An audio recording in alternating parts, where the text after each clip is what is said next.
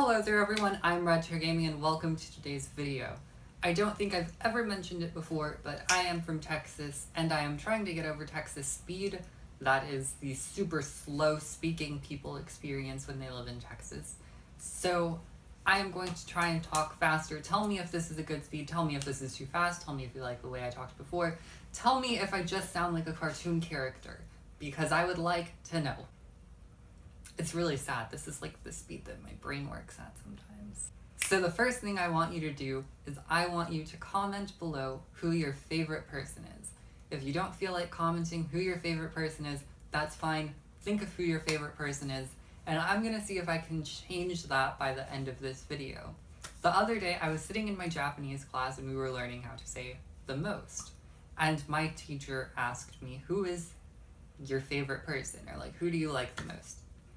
It's a really straightforward question, but I overanalyze everything and I started thinking about what it would mean to have a favorite person. To me, having a favorite person would be valuing someone else's life, valuing their contribution to society, to the point that you feel like they are the most important thing that could happen in this planet and that they have the most impact on your life. I was going to say Emma Watson, and then I started thinking about the people in the room and I was like, you know, maybe it's one of my friends. Maybe they're my favorite person. But there was someone in the room that I hadn't even considered, and that was myself. I'm not trying to tell you that I should be your favorite person, even though obviously it should be me. This is a really long way of me telling you that you matter, and this is something that I came to realize just the other day. I should be my own favorite person because I have the most impact on my life. I am the person who is able to make my own decisions. I am the person who is able to choose what is right and wrong for me. I am the person who doesn't have to pressure myself. I'm able to tell myself, I like this, I don't like this, I need to get away from this. And people seem to take that for granted. You, as your own person, are able to develop and change yourself to who you want to be. And eventually you're supposed to find the part of you that you are comfortable with, the person you are comfortable and happy with being. You have to work towards finding that.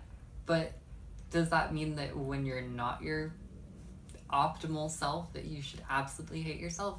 No, because you also have an impact on everything about your life. Just think about all the things that you have and what it would mean to give them up to be someone else. And there are things that you could just never give up. I understand that not everyone has the perfect family life. I understand that not everyone has the perfect friends. Not everyone has friends. But when you think about your life, there's always going to be something good. There is something about your life that's worth it. Because there are an infinite number of people that could have existed instead of you, or a different version of you that would have existed if you had taken a left turn instead of a right turn. That's a Doctor Who reference. But you have to understand that your life means so much, that you are on this earth to know and to choose and to become who you want to be.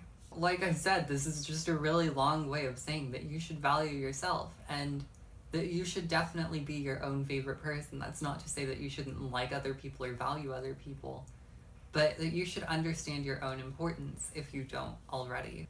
If you enjoyed this video, be sure to give it a thumbs up. Subscribe if you haven't already. I'll see you in the next video. I love you all. I want to get a new beanie soon, and goodbye.